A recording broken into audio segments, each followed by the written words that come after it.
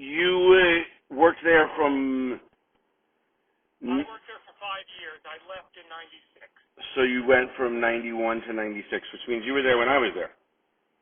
Yeah, and I apologize. I mean, I did the art program in the afternoon. Okay. I worked with, Lorianne did it. Lorianne Hartwick did it during the day. Okay. 2 days a week, and then, what the hell was his name? I can't think of his name offhand. The dirty guy. Is Sean Hogan your real name? Yeah. Okay. So, number one, I mean, I'd love to hear more. I want to hear as much as you know, but I actually contacted one old staff member and left her a message. Okay. And I know the one student knows about it because I think he clicked like on it. Okay. So. And I contacted another student that didn't know about it. She's going to try and be there that Saturday. Cool. So the biggest thing for us right now in getting the story out is the news. Is the news. So I've given Tara Rosenblum your phone number. Okay. She's the reporter. Would you please meet with her and interview with her? Because other staff members are, but I believe it's the current staff members who. Oh, okay. So I'm afraid that it's going to end up being my story, maybe one other person that I knew's story who is interviewing with them, Eddie Mancy. I don't know if you remember him.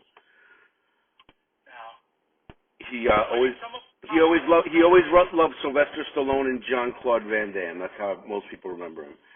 But so he's going on, and what I really need is your side of the story. Somebody that's a counselor that witnessed the abuse and that reported the abuse, and it got swept under the rug.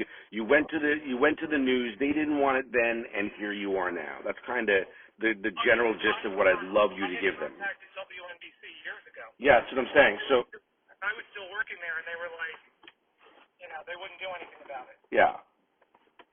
And then even stuff that I used to report to the head supervisor about stuff that I had seen going on. Yeah. Chris Small did nothing.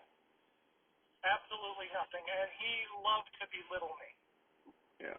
No, Chris Small belittled a lot of people, including myself. And I'll be honest with you, when I found out that Chris Small and Robert Chapman both passed away. Mike Chapman. I'm sorry, Mike Chapman. When I heard they both passed away. You were so relieved, right? Oh, I told them. I said, I'm not this type of person, but they weren't. I said, I have no sympathy for them because they were disgusting. No, and I was relieved. Like when I found out Paul Kubik was dead, like he was my biggest abuser. So, well, him and Johnny Mack were my two biggest abusers. Oh, he was useless. Fred Wells, I mean, it was terrible. But anyway, I mean, if your account will completely make this story go off the charts. I mean, I couldn't even, when I worked there, Rose Schreier was my boss. I don't know if you remember her. She eventually became the head of maintenance. Okay, yeah, no, I remember her. And I used to do a radio program for the kids on Fridays because the kids had begged me. It was up in the girls' cottage. Okay, I remember that. I think. No, I don't. No, I don't remember that. I heard about that. I think. We used to do it on Fridays when the kids didn't go home. Okay. I used to do the radio program in the afternoon, and then I would take them to the pool at Rockland Community College on Fridays and Saturdays. Okay. No, then I knew you. You always did that? Yeah. Then I knew you because I went to Rockland Community Pool numerous times. And I remember Rose telling me, and there was a kid there that stuttered. They used to call him a homina. And they... Stuttered or Tourette's? Well, he had Tourette's. Well, he had some sort of tick, but I think it was more he stuttered. It wasn't John Marsh. No. Okay. His name was Robert. Okay. A little guy. Okay. He used to hang around with Gary Lebowski. Okay. But I remember her telling me, don't let him on the air because nobody wants to listen to him, and she mocked him. Wow. And I was like, this is the people that are supposedly trying to help better these children? Yeah. It was disgusting. I mean, And like I said, Sunrise was at the girls' cottage? Sunrise and Rainbow. Okay, Sunrise, I remember Diana Monteferrante, Chapman, McCarthy, and Chris Small all hanging out there at night. Instead of doing their job, they would all hang out there together, watching TV together. They used to make fun of the kids. They'd order takeout food and eat it in front of the kids. Meanwhile, that's their area, not them. Yeah. It was disgusting with it. And then to find out that one supervisor. Wait, can I just ask you a quick question before you go on? Do you mind if I record the call that we're having? Sure. Okay, I'm recording. Okay, go. And Sorry. it's the one supervisor. Oh God, I'm Brent Moore. Do you remember him? I do. Okay. So, go ahead. I thought he was the best. Okay. Really? Until, well, because any times I ever had an issue or anything, he always responded right away, and he always took care of anything I had. You know, if I had questions or whatnot, he was always there. Yeah. Where Chris Small did nothing. Yeah. He wouldn't even. It was almost like, again, he did whatever he could to belittle me in front of people. Yeah. And I remember there was a student there named Carla, and I remember she woke up one morning having her blouse pulled down. She told you that directly? Oh, everyone knew about it. But did she tell you that directly? Oh, she told everyone. She told the staff and everything. And what happened? I just want to confirm that she told you directly. Oh, yes. Okay, cool. And supposedly Brant Moore was the one that did it, that she told. Okay? Yeah. And everyone, from Diana, all of them, to her face, would scream at her and call her a liar. You're destroying his life. And they belittled her, and I believed her. Yeah. Because I told everyone. I said, as much as Carla was big-chested, she was an adult, but with a child mentality. Okay? Yeah. And they did nothing. He didn't get fired until he eventually snapped after a few months. Because they were trying to do as much investigating. I really didn't see too much going on as far as the investigating, but he finally snapped and admitted that he did it. And they quietly got rid of him. Quietly. Nothing was ever never was ever reported to the media or anything. Right. And they never apologized to this kid. Is that story done? Because I have questions. Oh yeah, you can. Okay. Well, I want you to be able to get it all out, and then I'll have questions. So that's out. Okay, cool. So, I've been told, and I don't know if this is true or not, but I'm still investigating it, that Brant Moore was not only fired for it, but that Brant Moore was rehired later on. And that actually Brant Moore, I heard, went to jail for it, or something like that, or the police were called and they investigated it, and then he was. I know they had investigated it. I think he was living with his parents or something. And then they rehired him later on. Maybe at one of the camps, maybe at the camp, but I don't. As far as I know, he was never rehired for the school.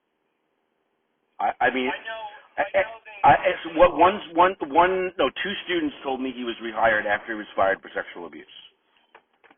I know he was never, as far as I know, and I'm still in contact with one of the people that still works at the school. Okay. That I never heard of. But I mean, again, because if it was true, this friend would have told me. Could you disclose who that friend is or no? And it's okay if not. The only reason is because she's still there, and she's, I'll be honest with you, she's at retirement age. So I don't want to ruin it for her. Okay, no problem. I think I know who you're talking about.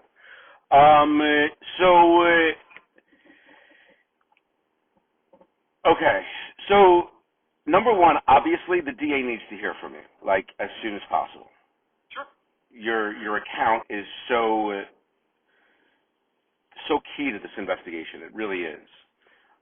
Because the reason why is because what I want the DA to realize and know most of all is that these abuses went on. Sure, they went on 30 years ago that so far are accounted for to the DA. However, the same people that committed them are still working there.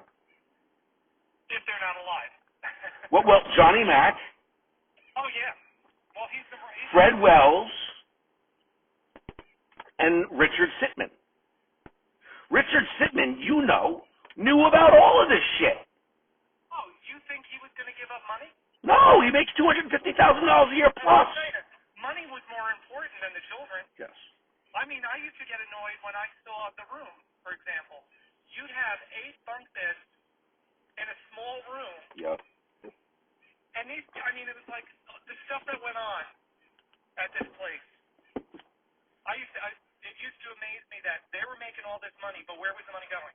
I remember kids not even having textbooks. They were getting photocopies of pages, no books. Yeah. I remember getting the same math book 2 years in a row.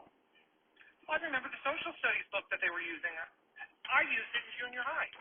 Yeah. And they were getting photocopy pages of it. Yeah. That was Tom Shields that was teaching that. Again, where was the money going? Yeah. And I remember, Chapman, how he used to talk to some of the kids. And, again, some of the kids were they had emotional issues. Yeah, but, when you have an emotional issue, how do you talk to students? You talk to students with care, gentleness, and love. You don't talk to them aggressively ever. He used to mock the kids, make fun of them and everything, and he used to play mind games with them. I remember I had one student who worked for me in my classroom at night so that she could make canteen money. And when she was leaving, I was taking her out for pizza in town. It was like her little, going away with a little gift from me. He kept playing games with her. He wouldn't let her know that he would tell her all the time, oh, you can go in 2 weeks. Oh, you can't go. And then the day that we were supposed to go, he would say to her, oh, I'm not sure I'm going to let you go now. I'll let you know when it comes close to the time. It was just like stupid things like that. You don't do that with the kids. No. Do you remember the quiet room in All Stars Dolphins? Oh yeah. Can you describe to me what you remember the condition of that room in? I just remember seeing the outside. I don't recall, to be honest with you. Okay, cool. That's fair. Did you ever put a child in that room? I never had a problem with the kids, and that's the other thing that they didn't like me for. The higher up. And I'll just put it out there because this conversation obviously is going to be shared. Did you ever abuse a child there? Did you ever hurt a child? Did you ever yell at a child? Did you ever speak to them disrespectfully in any way at that school? No, to this day, I have some of them. I'm still in touch with some of them. Yeah. I even had one kid several years ago. I remember it was on a Sunday night, and one of the kids called me out of the blue. Yeah. And he said, I hope you don't mind that I'm calling you. And I was like, of course not. And meanwhile, I hadn't had him in years. And he told me, he goes, I want to thank you for everything you did. Yes. Because while I was at the school, he goes, you were the only one that ever cared for us. Yes. I love it. I can love it. Give you his name. Toro Torres. What is it? Toro Torres. Cool. I'll contact him. Let's not say any other students' names on this call because this is going to be shared. If you'd like to share any students' names or any names that you think I should be in touch with, just email me and I'd be glad to, and we could talk about it there. Did you ever witness sexual abuse, or were you just told about it? I've seen some of the roughness with them, and I was like, wow. But unfortunately, at that time, I couldn't do anything because of the fact I figured, these were supposedly the higher up. They knew what they were doing. But then later on, to find out from newer kids, there was a kid there when I was there, and unfortunately I can't recall his name offhand right now. Okay. And I remember leaving the art room one night. It was like almost 9 o'clock. Yeah. And this kid was sitting outside Dolphins on the bench. And he was crying. And he was not the type of kid to cry. Okay? Yeah. He came across, he had like this little Brooklyn type accent. He came across as like a little tough guy, like a tough guy, but he wasn't. He was a nice kid once you knew him. Yeah. And he was crying, and I said, what's the matter? And he broke down and sobbed, telling me how who did it to him, They roughed him up. They took his books, threw them, they just tossed them all around and just bullied him. Who did? Him, the staff. What staff? It was Chris and Robert and Chapman. And they roughed him up, and they tried putting him in the quiet room. And meanwhile, he didn't do anything. Yeah. And believe me, if there were, and I had an issue with one child once, and I was so surprised with it. And the kid apologized because I never had an issue with this kid. It was just like out of nowhere one time. Something that he was upset about with you mean? It was the weirdest thing. They had redone, what was the boys' college? Dolphins, was it? Yeah, they first redid All Stars. It was Gemini. They redid Gemini. Oh, Gemini! I forgot about Gemini. Yeah, they redid Gemini, and it was a Friday night after going to Rockland Community College to the pool. And I had just gotten back, and the kids were like, "Oh, come and see our cottage! Come and see our cottage! They redid it." And I went upstairs, and I passed the two women. They were very nice. Oh, and again, I'm sorry, I'm having mental blocks lately with names. No, I understand. Trust me. But anyway, I went past them. They were sitting there watching TV. Yeah. And I went past them, and I go into the room, and I was like, "Wow, this is a really nice room." And the kid, his name was Chris, grabbed me from behind. He had my arms locked and my legs locked, and he was choking me. Wow. And when I finally got out, it was right before Christmas, and when I finally got out, I was like, "What the hell are you doing? You're nuts." And he goes, "Yep, I am." Yeah, exactly. Yes, we were, right? That's why we're there. And I reported it the next day. And all they did... Who'd you report it to? I reported it to Chapman. Okay. I'm not sorry, not Chapman, Brent Moore, because he was there that Saturday. Okay. And I reported it, and he said to me at first, "Why didn't I report it that night?" And I'll be honest with you, I was so shaken that night, I wanted to get out of there. Yeah. So I reported it that day. All they did to him was they kept Chris away from me. But he did apologize, and he was sincere, and I believed him, because he was like a gentle giant. Yeah. And I was shocked that he did what he did, but I knew he wouldn't do it again. Yeah.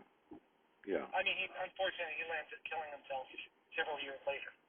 Who is this? Chris Wanio, I think his name was last name. And he killed himself. Yes, he shot himself with a rifle. Do you know how many students have killed themselves from that school? Oh, I know. That's why it's staggering. It used to bother me when Rose Schreier would say all this shit, these kids aren't going to amount to anything. And I'm like, and you're working with children? I was so annoyed because it used to... You know how many times I was told that you're never going to amount to anything, like at Summit? Dude, check this out.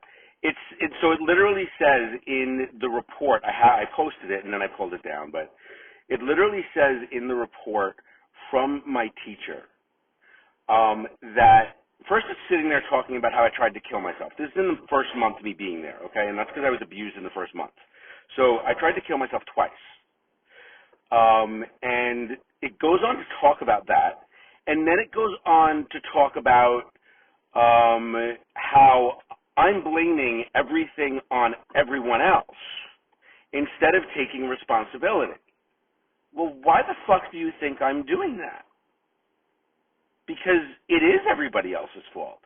The people I was blaming was the counselors, mind you. I was telling my teacher that I was being abused there. And I was telling my parents that I was being abused there. And everybody kept saying, he's just trying to place the blame on someone else. Well, what the hell was her name? She was a social worker. She had a big chest. Cindy Hoffman? Oh, no, that wasn't her. She had big... My social worker was Cindy Hoffman. I don't remember most of the other ones' names, to be honest with you. I recall this one, and this is what bothered me. Now, again, the kids trusted me. Yeah. Because I had one of the kids come to me, and again, I still talk to you. And it was almost like a jealous child. Yeah. He wasn't telling her anything, but he would tell me everything. And she tried to get it out of me one time. And I remember her telling the parents that she thought it was a bad idea that he comes into my programs and stuff, and she suggested that they keep him away from me. Wow. And the parents who I had never met, to this day I've never met them. They know me. I have never met them. They ended up calling the school and putting their foot down on it. Wow. Because of the fact that they said there is no way we're letting our son stay away from him because, again, I was the only one. These kids told me everything. Yeah. I had one kid who went home on a home visit. He was an only child, and I said to him, "So how was your home visit?" And he goes, "I had bad thoughts." I said, "What do you mean bad thoughts?" And he goes, "I had visions of killing my parents." I said, "What do you mean you have visions?" And he goes, "I don't have anyone to talk to. I have no friends. I'm all alone when I'm home, and this is what happened." Yeah. So I had told him, "Here's my phone number. You can call me anytime you need." That's so sweet of you. Unfortunately, the poor guy never called. He gave my phone number to everyone else. Oh. And I'm getting phone calls in the middle of 3 in the morning. Of course you are. Mr. Hogan, it's so-and-so. And I'm like, oh, great. That's funny. Yeah, man. No, We did a lot to mess with counselors for sure. I mean, I was the one who made all the decorations for their Halloween dances. Oh, And that's the other. I remember that. Because Sitman used to keep them. He used to take some of them and keep them in his office afterwards. You didn't know anything about Mayor Stinskin, do you? No. Okay. You know who he is? No. He's the founder of the school. Okay, no. Okay. I mean, I recall. I don't know if you were there when that one child, the small kid that was thrown out the window. Were you there then? Student? I was just leaving. Okay, so I need to talk about that. I need to talk about that desperately. Okay. So the names of the children were Jeremy and Ian, from my understanding. I don't recall their names, but I remember the one kid was very small, and the other one, I think he was autistic or something, if I'm not mistaken. Yes. So you had an autistic 18-year-old. Right. In with a very small and tall and big 18-year-old. Right. In with a very small, rooming with a very small 12-year-old. So my understanding is, and you please tell me what you know, is that this kid went around and told everybody that my roommate is going to kill me. He told me he's going to kill me. He's going to kill me. And counselors knew about it, but kept them roomed together. Do you know anything about that? I had heard that, and I recall when I wasn't there the day it happened, but when the kid got tossed out the window. Yeah. And then landed hitting, I think he hit the railing from what I remember, before he landed in the basement, like. Yeah. I think it was going down to the shop room. Yeah. And this was so very hush-hush. Yeah. I mean, it was almost like you blinked and it never happened. It did end up in the New York Times. But it wasn't like a... No, actually, did that one end up in the New York? No, sorry. It ended up in a local patch, I think. Yeah, but I mean, it was so small It was kept so quiet. Oh, yeah. And what my issue with it is that, well, this kid did murder this other kid. The school knew about it. The school put them in a situation where something like that really could happen because of the age difference and the difference in disabilities, because the other kid was not autistic, the kid that died. Right. And they knew that he could potentially kill him and left him in there. This child, I call them all children now, okay? We're all just children. Oh, yeah. Is in jail for murder for 25 years. He's sitting in jail right now. Oh, it's funny. I never heard what happened to him. Yeah. And was it his fault that he murdered him? Yes, of course. However, it was the school's fault that the murder happened. Oh, yeah. And that never came to light because they never interviewed. No, like everything. I'm sorry. Can you hold on 1 second? Yeah. What? What happened? Gabriel, I'll be in a little bit, okay? What? Oh, I'll put it back on. I'll put it back on. No problem. I can get it right back, okay? Yes, I really can. Don't worry about it. I will take care of it. I will take care of it. Go inside, Gabriel. I promise you I'll take care of it, okay, buddy? Don't cry. Okay. He deleted a game on their iPad. I have two kids. I have a 9-year-old and a 5-year-old. Trying to get this done in the middle of all of it is not easy. So my issue is I don't believe that this child belongs in jail. No, because of his condition. Because of his condition, and because the school is, in my eyes, responsible for the murder. Oh yeah, because again, they did nothing. Yeah. They collected money. Yeah. So. That's all. I remember when there was a fire there at the school one time at night. In the high school building, right? Was that? Was that the one in the high school building? I think so. And the neighbors were out there cheering. They're in their bathrobes, drinking bottles of wine, cheering, saying, "Burn, burn." They know. Yeah. They know. How many times Hartel was trying to put a ban from the students going there? Oh yeah, all the time they banned us. Because of the damage that they had caused. Yeah. But again, the supervisors, instead of sitting in Chris's office all together, huddled together, laughing and everything, because that's the other thing I didn't like. I worked the computer lab during the afternoon. Yeah. Those walls are so thin, the kids heard what they were saying in that room. Yep. And they shouldn't have been hearing some of the stuff that they were saying. Yeah.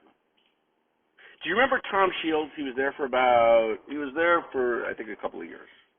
Yeah, the name is very familiar. Tom Shields was the quiet room guy.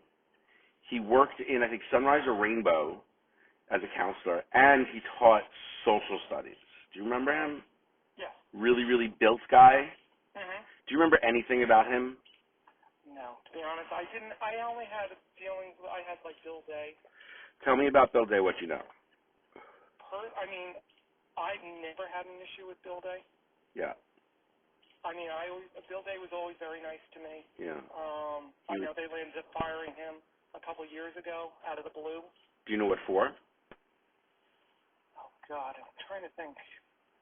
It was something very odd because of the fact that he was there for all these years. Why all of a sudden? I don't know if it was because Cubic was gone. When did Cubic pass away? Oh. No, Cubic passed away in 10. I think Day lasted there till 15. Okay. I think. I could be wrong. Because I remember that the rumor used to be with Cubic was he was getting hush-hush money. Tell me about that. I know about that. Tell me about it. Supposedly he was, even when he wasn't there anymore, he was still on the payroll. Yep. Because supposedly he knew so much stuff that went on at the school to keep him quiet. They were cutting him money. Do you know what he was keeping quiet? No. All I know is he had so much dirt, and that's what I used to be told. He had so much dirt on this school and what went on that they were giving him money even though he wasn't there. Yeah. All I can say is that I know the entire financial situation that was worked out. Okay. And it involves Mayor Stiskin, Richard Sitman, and Paul Cubic. That's why I asked about Mayor Stiskin before. Okay. Yeah, because when I used to come in at 3 o'clock, I did the 3 to 9. So it was like I mostly dealt with Chris and Brandt, Rose Schreier, Tom Cosentino. I know I had like Diana and the counselors in Sunrise because most of their students in Sunrise used to come to my program. Tell me what you know about Johnny Mack. Johnny Mack, he was, again, useless. I saw him bully kids. How did he bully kids? Verbally. I saw him a lot of verbal and screaming kind of stuff. I think if he's still there, but again, I think he's now what Chris Moll used to be. He is the executive. He is the director of residence halls. Correct. Yeah. Well, that's what's scary. That's what's really scary to me is that Johnny Mack, who was my abuser, serious abuser, Johnny Mack runs the residence halls. So abusers, as most people know, never stop abusing their entire life. Mm-hmm. They will not stop. They cannot stop. It is a sickness. Once they start, they don't stop. So my fear is the culture that John and Richard have created together. Richard is the executive director of the entire organization. That includes the Queen's School, that includes the Summit School, and it did include the camp. But now they sold the camp. And the camp I've heard horror stories from. Well, okay. Now, I was reading your thing there about Diana. Yes. Just kidding. Wait, did you ever witness Johnny being physically abusive to another student? Just pushing once, but a lot of yelling. A lot of yelling. But did you ever witness or know of a child being put into the timeout room for longer than, let's say, 5 hours? No. Okay. I know that they didn't like going in there, and I know some of the ones that had gone in there, the way they were put in there. How did they put them in there? Roughly. And I think there was something, there was almost some, was it Chapman? It might have been Chapman. So one of them almost did a number on one of the kids where it was almost shocking that they still had a job. I do recall that, but I don't remember who the kid was that he did it to. Do you remember what he did? It was almost, I don't. I just recall several people saying they couldn't get over the way he did what he did. And I think Chris did something too. Mm-hmm. Why did you leave there? I left there because it got to the point where the staff were worse than kids. I enjoyed the kids. Yeah. And I'll be honest, because of the summit school, that's not why I never went to become certified as a full-time teacher. Because of the higher-ups. When I saw what went on with the higher-ups and they didn't give a shit about the kids, I was so disappointed that I thought that's what it was going to be like all around. You know, it was just, you're there for these kids, and they weren't. They didn't do anything for these kids. I mean, again, Diana, I think, if I'm not mistaken, she was trying to almost tell you, let it go. That's all she was trying to tell me. And the two texts that I posted there from Diana, there's 6 more posted in the other group that say so much shit. Because she was one of the culprits. I know. She was, and it used to bother. Do you know anything about? Do you know any? Does the word cocaine ring a bell for any counselors? If I'm not mistaken, one who passed away. If I'm not mistaken. You mean Paul Kubik? No, I think Small. Okay. But I recall, Kubik I had heard, but the only dealings I had with Kubik, again, Kubik died, I believe, from cocaine and heroin. I had heard issues with Kubik, but the only thing, not to defend Kubik fully, yeah. Any dealings I ever had with him, yeah, he was always very respectful. Yeah. Kubik was a dick a lot of the times, but he was a really nice guy most of the time. Right. And he only hurt me and laid a hand on me once. Mm-hmm.